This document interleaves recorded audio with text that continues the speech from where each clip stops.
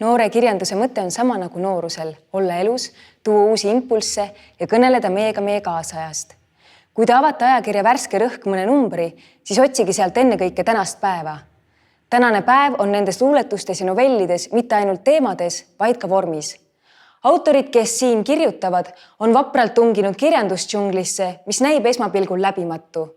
Kõigest on juba kirjutatud, kõik vormid on juba leitud. Kuid olles varustatud vaid läppari, tugeva tahte ja tärkava andega, tungivad nad ikkagi sellesse džunglisse ja leides sealt ikka ja jälle midagi, mida pole veel leitud. Värske Rõhk ei ole ainult kirjandusajakiri. See on ka ajakiri julgusest, otsimisest, tahtest ja natuke ka sõgedusest.